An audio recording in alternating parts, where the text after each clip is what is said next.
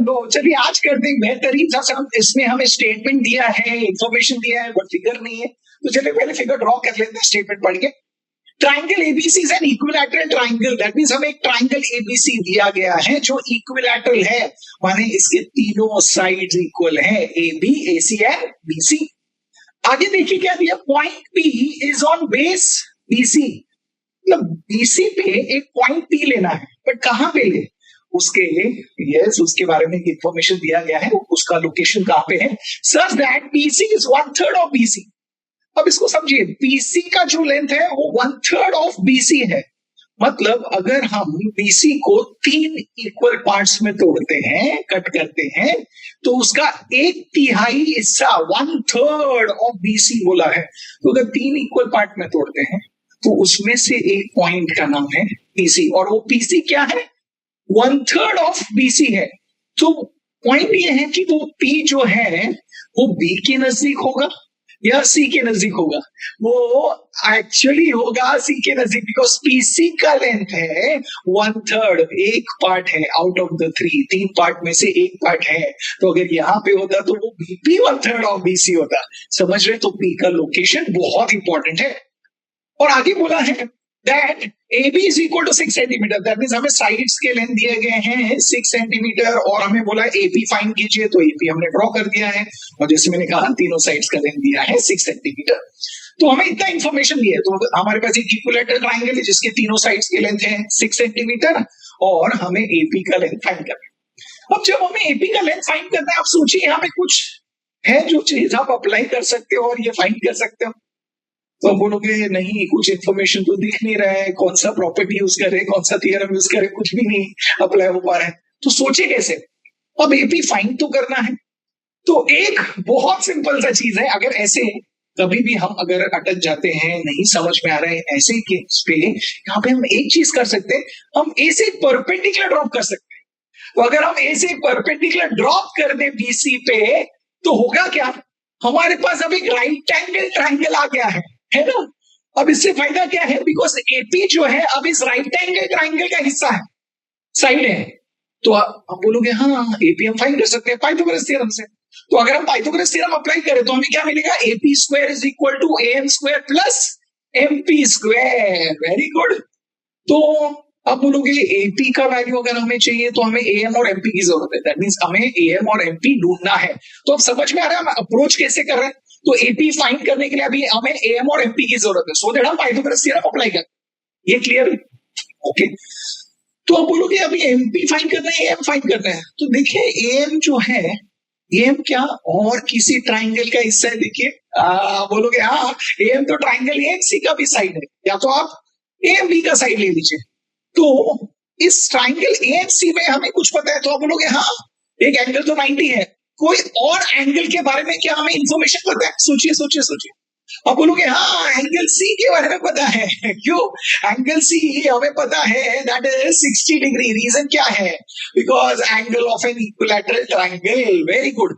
एक एंगल 90 है, दूसरा एंगल 60 है, सो तीसरा एंगल क्या है? तीसरा एंगल है 30 डिग्री। दैट मींस हमें एंगल MAC 30 डिग्री मिला। इसका रीजन क्या है? Remaining angle. दैट मींस अभी हमें पता है इस ट्राइंगल में एक एंगल 30 है, दूसरा एंगल 60 है, तीसरा एंगल 90 है। दैट मींस ये स्पेशल राइट एंगल ट्राइंगल है। कौन सा है? 30 डिग्री, 60 डिग्री, 90 डिग्री ट्राइंगल। और अगर ये ट्राइंगल है तो हमें पता है कौन सा थ्योरम यूज करना है, 30 degree, 60 degree, 90 degree triangle theorem. और हमें ये डिस्कस ऑलरेडी किया भी है ये थ्योरम, इसका एप्लीकेशन। अगर आपने वो वीडियो नहीं देखा है जरूर देख लेना, उसका लिंक मैंने डिस्क्रिप्शन में दिया है। अब उससे हमें दो चीजें मिली इस थ्योरम से, side opposite to 30 degree and side opposite to 60 degree. आप बोलोगे हमें AM फाइंड करना है। AM क्या है? Side opposite to 60 degree. तो चलिए फाइंड करते हैं। तो हम बोलेंगे AM क्या होगा, √3/2 इंटू हाइपोटेन्यूज। हाइपोटेन्यूज क्या है? AC।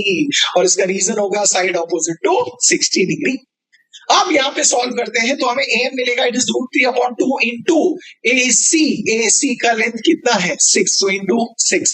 अब कैंसिलेशन कर सकते हैं। आप बोलोगे हाँ 2 1 2 3, दैट मींस हमें क्या मिलेगा, 3 इंटू √3, दैट इज 3√3 सेंटीमीटर। तो आप बोलोगे वाओ हमें AM का लेंथ मिल गया। Very good. अब सिर्फ क्या फाइंड करना है? MP। अब बोलोगे हमें एमपी फाइंड करना है, ठीक है, अभी एमपी कैसे मिलेगा, एमपी तो डायरेक्टली कुछ मिल नहीं रहा है, ठीक है, सोचते हैं। हाँ, अब जो ट्राइंगल एएमसी था उसमें दो चीजें मिलती है, साइड ऑपोजिट टू 60 डिग्री जो हमने फाइंड कर लिया, साइड ऑपोजिट टू 30 डिग्री तो भी मिलेगा, है ना, वो क्या है, सीएम। तो चलिए सीएम भी फाइंड कर लेते ना। तो CM is equal to half of the hypotenuse, that means half of AC, और उसका रीजन क्या लिखेंगे, साइड ऑपोजिट टू 30 डिग्री। अभी half of AC that means half of 6, so half into 6 cancellation करते हैं, 2 1s are 2 3s are, that means हमें CM मिल गया है 3 सेंटीमीटर। अब ध्यान से देखिए सीएम कितना है, 3 सेंटीमीटर। हमें जरूरत किसका है, एमपी का। अब ये सोचिए, अभी हमें सीएम पता है, अगर हमें पीसी मिल जाए तो क्या हमें एमपी मिलेगा, तो बोलोगे हाँ मिल सकते हैं, वेरी गुड, सब्ट्रैक्ट करके। बट क्या हमें पीसी मिल सकता है, बिल्कुल मिल सकता है, बिकॉज हमें पीसी के बारे में दिया हुआ है ना इन्फॉर्मेशन, क्या दिया है, तो चलिए वो यूज करते हैं, that PC is 1/3 of BC, तो लिखिए 1/3 ऑफ बीसी, ये गिवन इंफॉर्मेशन है। पीसी का तो लेंथ हमें पता है, that means it is 1/3 of 6, so 3 1s are 3 2s are, that means हमें लेंथ मिला है 2 सेंटीमीटर।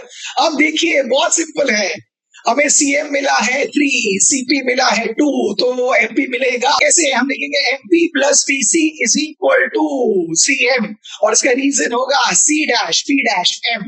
अब वैल्यू सब्स्टिट्यूट करते हैं, एमपी हमें नहीं पता है, ऐसे ही रखिए, पीसी का लेंथ हमें पता है 2, और सीएम का लेंथ हमें पता है कितना है, दैट इज 3। तो अभी हमें मिलेगा MP is equal to 3 minus 2, and 3 minus 2 is 1, that means हमें एमपी का लेंथ मिल गया है 1 सेंटीमीटर। Very good, superb. अब देखिए एमपी 1 सेंटीमीटर है, तो अब इस राइट एंगल ट्राइंगल एएमपी में क्या हम पाइथागोरस थ्योरम अप्लाई कर सकते हैं, बिल्कुल कर सकते हैं। तो चलिए लिखते हैं in triangle AMP, angle AMP is equal to 90 degree, that means हम पाइथागोरस थ्योरम अप्लाई करेंगे तो हमें क्या मिलेगा, AP square is equal to AM square plus MP square, reason लिखेंगे ब्रैकेट में पाइथागोरस थ्योरम। अब वैल्यू सब्स्टिट्यूट करते हैं, एपी का वैल्यू हमें नहीं पता है, एएम का वैल्यू क्या है 3√3, तो लिखिए 3√3 the whole square, plus MP का वैल्यू क्या है, अब भी हमें मिला है, दैट इज 1, तो लिखिए 1 स्क्वायर। अब लिखते हैं आगे, 3 का स्क्वायर क्या है 9, √3 का है 3, सो 9 into 3 कितना है 27, दैट मींस हमें मिला 27, प्लस 1 का स्क्वायर है 1, दैट मींस 27 प्लस 1 कितना हुआ 28, दैट मींस हमें एपी स्क्वायर इक्वल टू क्या मिला 28। हमें एपी का लेंथ फाइंड करना है, दैट मींस हम इसका स्क्वायर रूट करेंगे, तो हम लिखेंगे AP is equal to root of 28।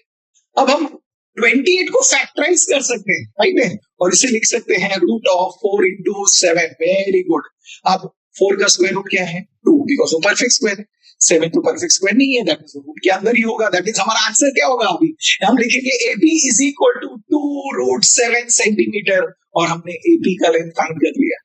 अब बताइए, इंटरेस्टिंग था ना, सिंपल सा सम है, बहुत इंटरेस्टिंग है, बट इसका जो सोर्स था हमने जो स्टार्ट में डिस्कस किया वो ज्यादा इंपॉर्टेंट है, कि अगर हमें एपी फाइंड करना है तो हमें परपेंडिकुलर ड्रॉ करना है, और वहां पे पाइथागोरस थ्योरम अप्लाई करना है, जिसके लिए हम एएम और एपी ढूंढ रहे थे। तो ये जो था ये इंपॉर्टेंट पार्ट था सबका, और ये समझना जरूरी है, समझोगे तो खुद कर पाओगे। तो इसको प्रैक्टिस कीजिए, अच्छा लगा तो वीडियो को लाइक कीजिए, और अगर आप सिमिलैरिटी प्रिपेयर कर रहे हैं प्रैक्टिस सेट 1.3 के लिए यहाँ क्लिक करें, 1.4 के लिए यहाँ क्लिक करें, और हम मिलेंगे नेक्स्ट वीडियो में। तब तक के लिए keep learning, keep smiling and keep sharing.